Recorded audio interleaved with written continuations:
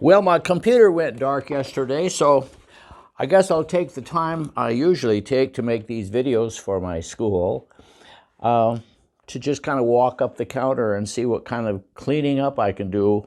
It's going to take about a week before I get back up to speed.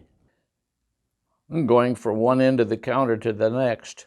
There's my Bitcoins and my Ethereum, my artist script, the new parts from the laser engraver that were cut out, my old plates and such, and the Wee Woody Rembrandt press in progress, and Escape Emeralda. That's the name of the game I'm working on.